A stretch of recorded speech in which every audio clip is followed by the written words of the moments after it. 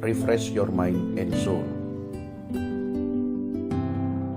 Shalom Bapak Ibu yang dikasihi Tuhan, kita jumpa kembali di dalam Refresh Your Mind and Soul. Sebelumnya kita berdoa. Kami bersyukur untuk Bapa yang baik atas kesempatan kembali kami merenungkan firman. Tolong kami untuk kami dapat melakukannya. Dalam nama Yesus kami berdoa. Amin. Bapak Ibu yang dikasihi Tuhan, kebenaran firman Tuhan hari ini terambil dari Kitab Yosua pasal yang kedua, ayat 14 dan 15. Demikian firman Tuhan. Lalu jawab kedua orang itu kepadanya, "Nyawa kamilah jaminan bagi kamu. Asal jangan kau kabarkan perkara kami ini. Apabila Tuhan nanti memberikan negeri ini kepada kami, maka kami akan menunjukkan terima kasih dan setia kami kepadamu." Kemudian perempuan itu menurunkan mereka dengan tali melalui jendela, sebab rumahnya itu letaknya pada tembok kota. Jadi pada tembok itulah ia diam. Bapak Ibu yang dikasihi Tuhan, sebagaimana yang Bapak Ibu lihat di belakang saya, ini merupakan bekas reruntuhan dari kota Yeriko yang telah kita baca di dalam ayat 14 dan 15 tersebut. Kota ini pada zaman Yosua begitu subur, begitu luar biasa.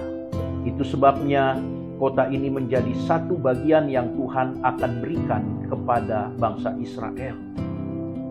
Bapak Ibu yang dikasihi Tuhan, sebagaimana kita tahu, untuk merebut kota tersebut, maka bangsa Israel harus meruntuhkan tembok kota yang begitu kuat dan besar yang mengelilingi kota tersebut. Dan untuk itu maka Yosua mengirimkan 2 orang pengintai untuk mengintai keadaan kota, sehingga mereka bisa menyusun strategi untuk menjatuhkan kota dan merebutnya. Kita melihat di dalam ayat yang telah tadi kita baca, bagaimana 2 orang pengintai ini kemudian sempat diselamatkan oleh seorang perempuan. Dan perempuan ini di dalam Alkitab dikatakan bahwa perempuan ini memiliki satu profesi yang dianggap negatif pada zaman itu. Dia adalah perempuan sundal. Dari hal ini kita belajar bahwa Tuhan punya banyak cara untuk menyatakan pertolongannya. Tuhan punya banyak cara untuk menyatakan perlindungannya kepada Bapak, Ibu, dan saya. Sebagaimana dia nyatakan kepada 2 orang pengintai ini. Di sini juga kita belajar satu hal, bahwa Tuhan tempatkan kita di dalam satu keadaan masyarakat dengan beragam orang, yang memiliki beragam karakter, yang memiliki beragam latar belakang, yang memiliki beragam kebudayaan, Bapak Ibu. Dalam hal inilah mari kita belajar satu hal, Bapak Ibu. Untuk kita tidak membeda-bedakan orang pada saat kita menjalani kehidupan kita.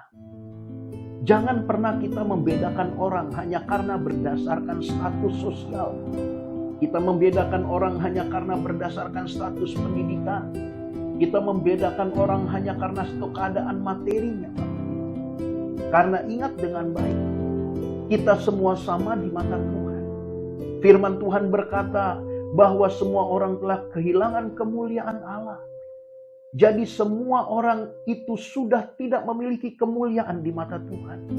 Tetapi sekalipun demikian, Tuhan tetap bisa pakai setiap orang untuk menjadi berkat dalam hidup kita.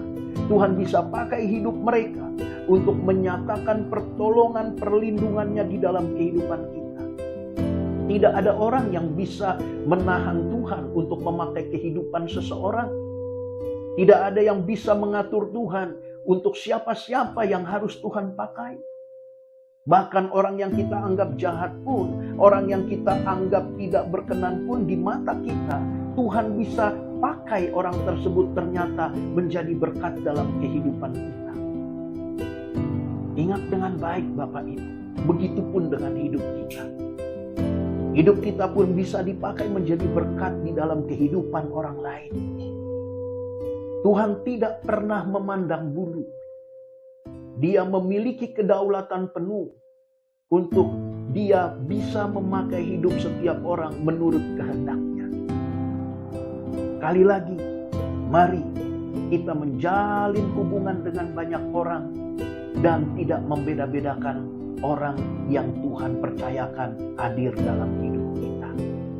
Karena semua orang sama di mata Tuhan. Mari jadilah seseorang yang senantiasa memiliki komitmen untuk membawa damai sejahtera, membawa sukacita, dan mempersaksikan Tuhan lewat kehidupan kita dimanapun kita berada. Tuhan Yesus memberkati. Mari kita berdoa.